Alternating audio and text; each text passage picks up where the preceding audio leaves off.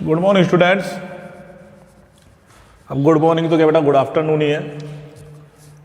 देखिए chapter number 7 मैं आपको कंप्लीट करा चुका हूँ इंग्लिश मीडियम में। अब मैं सेकंड फिजिक्स के 2 छोटे मोटे चैप्टर पढ़ा रहा हूँ। पहले देखो अब चैप्टर नंबर 13 है।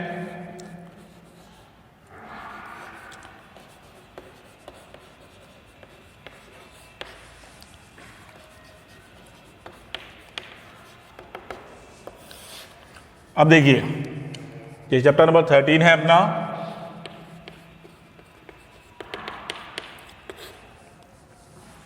फोर्टीन अपना एटम है, 15 अपना न्यूक्लियस है, 16 अपना सेमीकंडक्टर है। काफ़ी लंबा सफ़र है, काफ़ी हार्ड चैप्टर बाकी हैं। 7 जो हार्ड चैप्टर था कराया मैंने आपको 5 नंबर का। अब देखिए यहाँ पे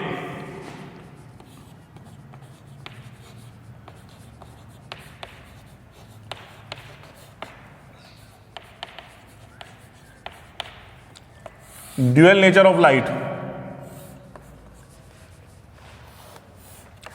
इसमें लाइट के 2 नेचर होते हैं विकिरण के, है ना, रेडिएशन के।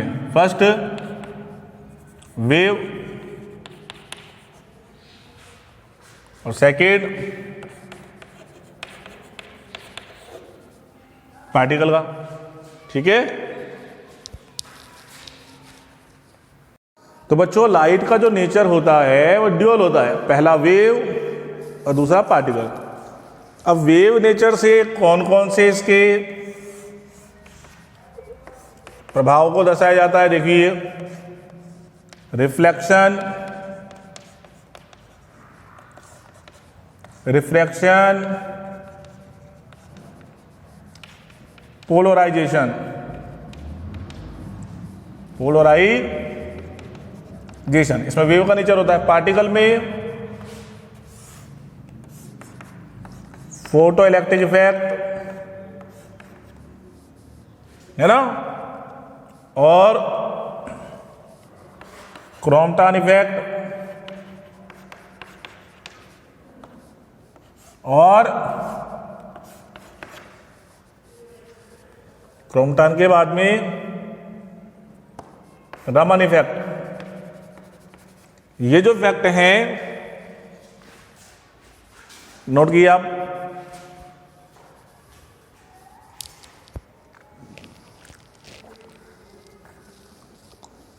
तो बच्चों हम क्या देख रहे हैं कि लाइट का नेचर ड्यूअल होता है। लाइट की कुछ घटना वो तो दर्शाई जाती है वेव नेचर से और कुछ पार्टिकल नेचर से। वेव नेचर से reflection, refraction, polarisation, and particle nature से photo electric effect, Compton effect और रमन इफेक्ट, ये दर्शाए जाएंगे। अब देखिए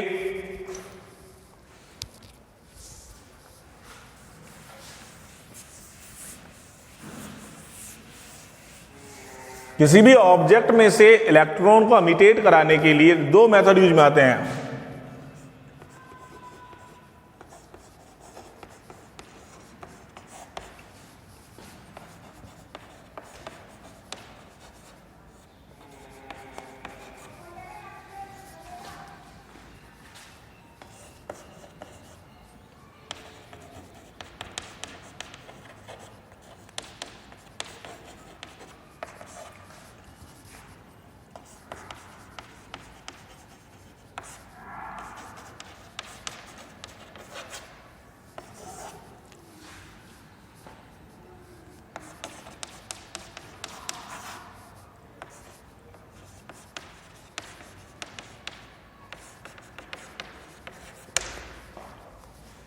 ये 2 मेथड यूज में आते हैं। अब देखिए थर्मल मेथड में क्या होता है बेटा, किसी मेटल में से इलेक्ट्रॉन को निकालने के लिए थर्मल मेथड कैसे यूज में लेते हैं। जब भी किसी मेटल को हम हाई टेम्परेचर पे क्या करें, गर्म करें, है ना, तो हाई टेम्परेचर पे गर्म करने पर उसमें से इलेक्ट्रॉन जो होता है वो इमिटेट होता है। हाई टेम्परेचर पे गर्म करने पर, थर्मल एनर्जी देने पर इलेक्ट्रॉन इमिटेट होता है, क्योंकि जो इलेक्ट्रॉन के बीच में बॉन्डिंग होती है वो टूटती है और बॉन्डिंग के कारण काइनेटिक एनर्जी आती है और काइनेटिक एनर्जी के कारण वो इलेक्ट्रॉन अपने स्थान को निकाल के मेटल से बाहर आता है, जंप करता है। अप्लाई इलेक्ट्रिक फील्ड, प्रबल स्ट्रॉन्ग फील्ड देंगे आप उसको, तो इलेक्ट्रॉन क्या होगा, मेटल की सरफेस से बाहर निकल के आएगा। ठीक है, देखिए इसमें आगे प्रोसेस आएगा। अब इसमें बेटा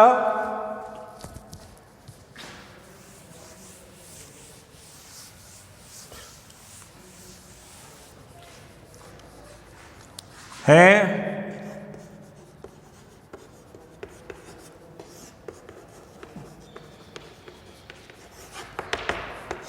थ्रेशोल्ड फ्रीक्वेंसी,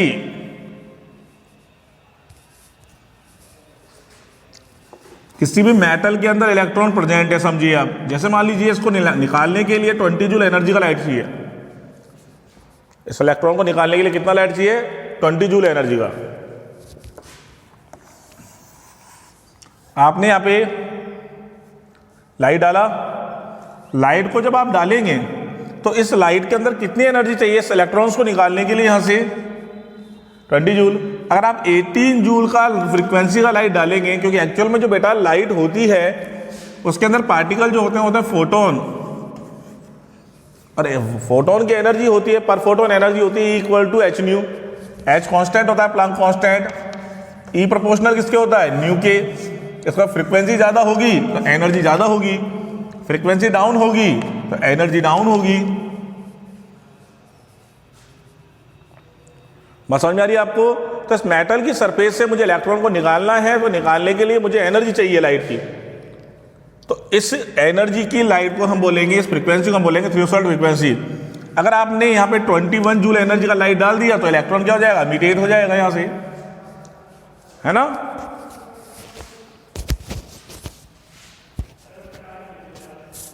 यहां से इलेक्ट्रॉन क्या हो जाएगा, अमिटेट हो जाएगा। तो इलेक्ट्रॉन को अमिटेट कराने के लिए जो नीड होती है फ्रीक्वेंसी, वो थ्रेशोल्ड फ्रीक्वेंसी होती है। आगे समझिए इसमें,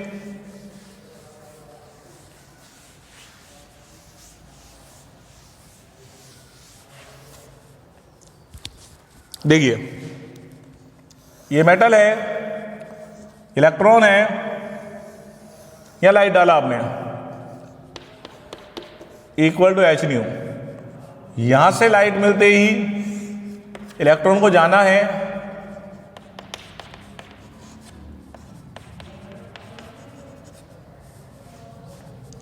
ये हो जाएगा emitted electron, incident light beam, incident light beam.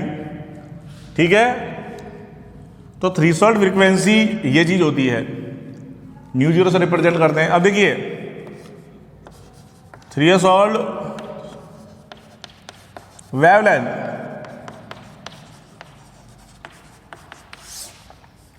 इसे लैम्बडा जीरो से रिप्रेजेंट करेंगे।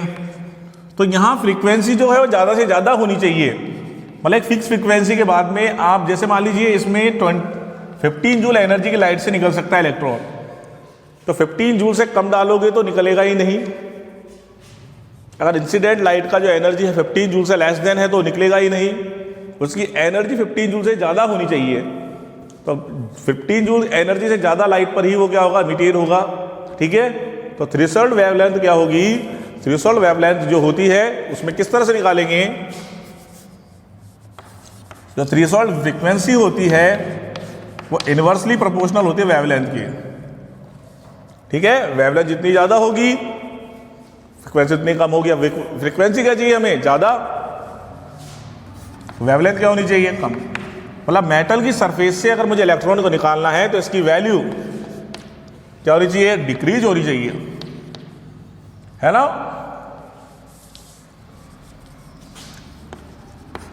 इसकी वैल्यू क्या होनी चाहिए, डिक्रीज होनी चाहिए। इसके स्टेटमेंट अभी आपको दिखाऊंगा मैं। तो कोई भी जो मेटल होती है उसमें इलेक्ट्रॉन को निकालने के लिए सरफेस में से फ्रीक्वेंसी थ्रेशोल्ड फ्रीक्वेंसी होनी चाहिए और उसकी वेवलेंथ थ्रेशोल्ड वेवलेंथ होनी चाहिए, उस पर निकल पाती है वो। हाँ भाई, तो यहां पे फॉर्मूला जो आता है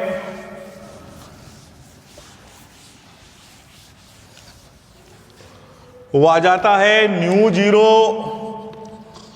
equal to c upon lambda zero. C is a constant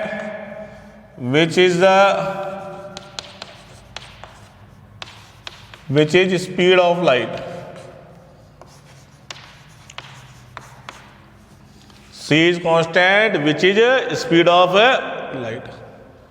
ठीक है, इसी से बेटा फोटो इलेक्ट्रिक इफेक्ट आता है।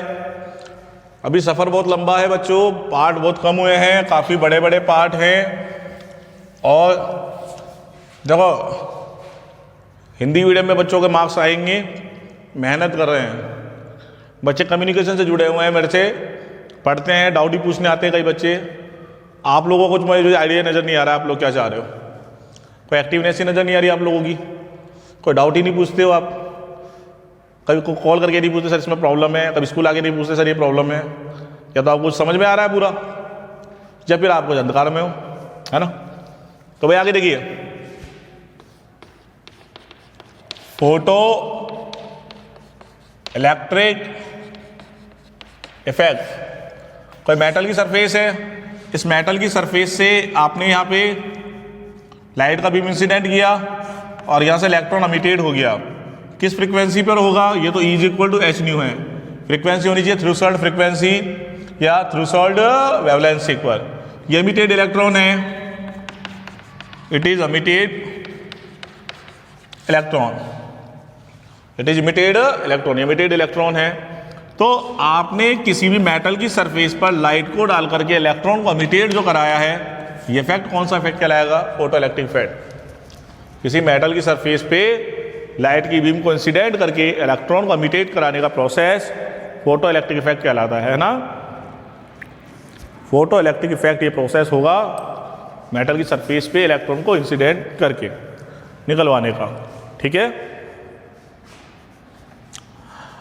वेवलेंथ पढ़ लिया, थ्रेशोल्ड फ्रीक्वेंसी पढ़ ली, है ना।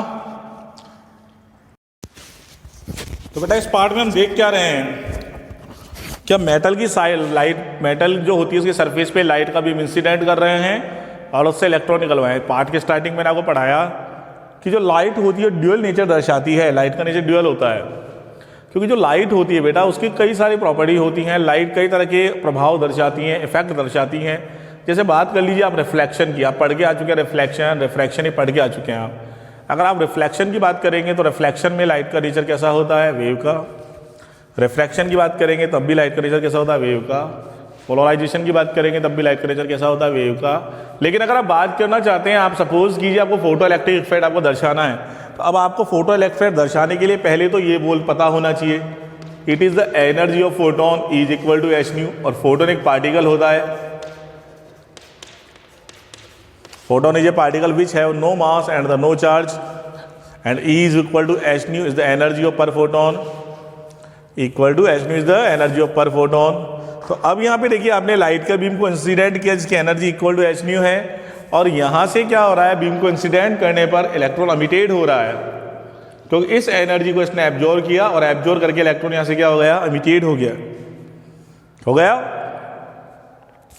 तो यहाँ पे आपने देखा कि अगर आपको फोटो इलेक्ट्रिक इफेक्ट दर्शाना है या क्रॉम्पटन इफेक्ट दर्शाना है या रमन इफेक्ट दर्शाना है, तो इन इफेक्ट को समझाने के लिए आपका जो नेचर होना चाहिए लाइट का, वो वेव का ना हो करके कैसा होना चाहिए, मेटल का। अगर आपको फोटो इलेक्ट्रिक इफेक्ट समझाना है, फोटो इलेक्ट्रिक इफेक्ट में लाइट का जो नेचर होता है वो काय का होता है पार्टिकल का। ठीक उसी तरह से हम बात करते हैं रमन इफेक्ट की, वहाँ भी लाइट का नेचर किसका होता है, पार्टिकल का होता है। तो जो प्रॉपर्टी है लाइट की, लाइट कई घटनाओं में, कई इफेक्ट्स में अपना नेचर जो है वो वेव का दर्शाता है, और कई में अपना नेचर जो है वो क्या का दर्शाता है, पार्टिकल का दर्शाता है। तो हम कह सकते हैं कि ड्यूअल नेचर दर्शा रहा है लाइट, हमें मान सकते हैं लाइट कैसा दर्शा रहा है, ड्यूअल नेचर दर्शा रहा है। अब देखिए थ्रेशोल्ड फ्रीक्वेंसी की बात करते हैं। किसी लाइट की सरफेस पर मिनिमम अगर हम फ्रीक्वेंसी डालें और उससे क्या निकल जाए, उससे इलेक्ट्रॉन एमिटेड हो जाए, तो उस फ्रीक्वेंसी को थ्रेशोल्ड फ्रीक्वेंसी कहते हैं, और न्यू नॉट से इसको रिप्रेजेंट किया जाता है। इसको किससे रिप्रेजेंट करते हैं, न्यू नॉट से। न्यू नॉट से इसको रिप्रेजेंट करना है किसको, थ्रेशोल्ड फ्रीक्वेंसी को। अगर आपने न्यू नॉट एनर्जी का लाइट डाली, मतलब इस फ्रीक्वेंसी से कम फ्रीक्वेंसी पे कभी भी लाइट नहीं निकलेगा। मैं कहूँगा आपसे, मैं कहूँगा अगर आपको लाइट में कभी मेटल की सरफेस, क्योंकि जो इलेक्ट्रॉन्स होते हैं वो मेटल के अंदर बाउंडेड होते हैं, अब इनको निकालने के वैसे अगर जनरली हम बात करें तो जनरली तो इसके दो पढ़ाए मैंने आपको, दो मेथड होते हैं जिससे हम इसको निकाल सकते हैं। First is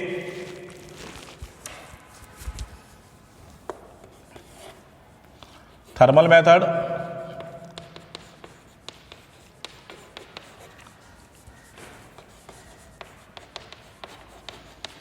first is thermal method and second is apply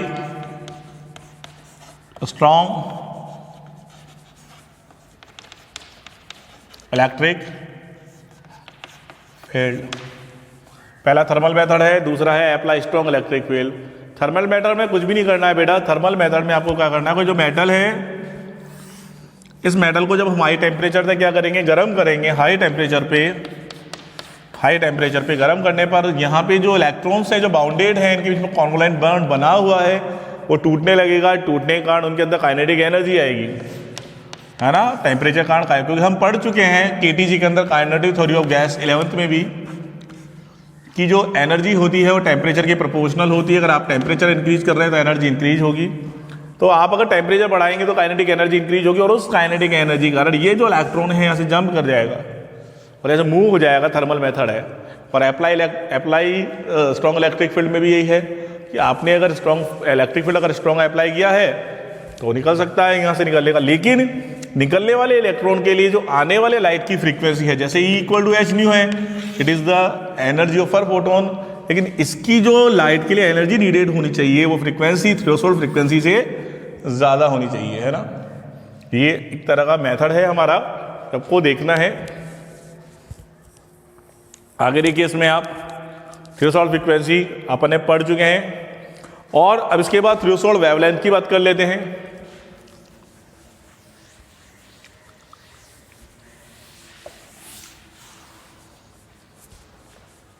जो थ्रेशोल्ड फ्रीक्वेंसी होती है वो प्रोपोर्शनल होती है थ्रेशोल्ड वेवलेंथ के।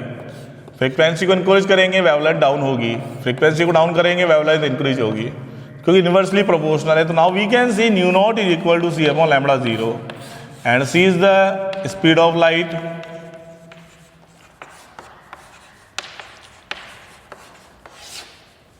सी is the speed of light and the value of c 3 × 10⁸ metre per second की स्पीड होती है, लाइट की स्पीड होगी।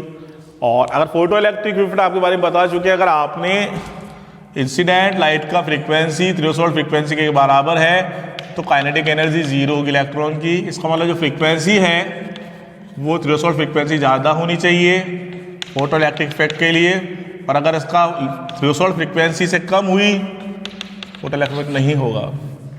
मतलब थ्रेशोल्ड फ्रीक्वेंसी जो है, जिसको दहली आवृत्ति में बोलूँ हिंदी में, अगर वो एक बॉर्डर लाइन है, उससे कम में कभी भी इलेक्ट्रॉन जो है वो निकल नहीं सकता।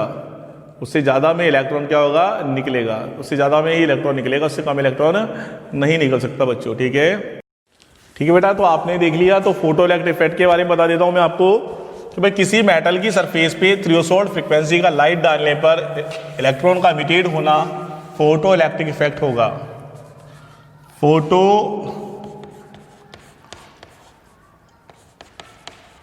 इलेक्ट्रिक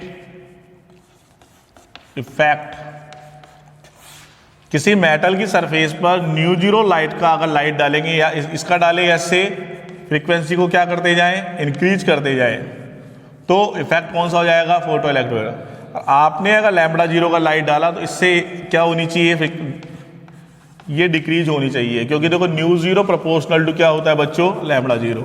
तो आपके सामने जो इफेक्ट हो जाएगा, कौन सा इफेक्ट हो जाएगा, फोटो इलेक्ट्रिक इफेक्ट हो जाएगी। इसकी PDF नोट्स आपको अवेलेबल हो जाएगी, ठीक है। और अगर फिर भी किसी बच्चे को नोट्स में प्रॉब्लम होती है, मेरे पास घर पे आ जाइए या सर से कांटेक्ट कर लीजिए, किसी भी तरह आपको नोट्स प्रोवाइड करा दिए जाएंगे। जो बच्चे न्यू एडमिशन्स हैं या वो किसी बच्चे को कोई प्रॉब्लम महसूस नहीं करनी है, ठीक है बेटा। आप लोग हेल्प मांगे, हम हेल्प देंगे, और आप लोग हेल्प नहीं मांगोगे, हम हेल्प नहीं देंगे। आप लोग बताओगे नहीं, पता नहीं चलेगा हमको, है ना। तो आप घर पे मेहनत करें। बहुत अच्छे बच्चे हैं इंग्लिश मीडियम में, कुछ बच्चे तो रियल में ही बहुत अच्छे हैं, जिनको 11th मैंने देखा है वो बहुत सिंसियर हैं और बहुत अच्छे हैं, और वो मेहनत भी कर रहे हैं, और भी बच्चे मेहनत करने की कोशिश कीजिए उनके साथ साथ, ताकि रिजल्ट हमारा अच्छा सा अच्छा है और आप लोगों का कैरियर जो बने। थैंक यू बेटा।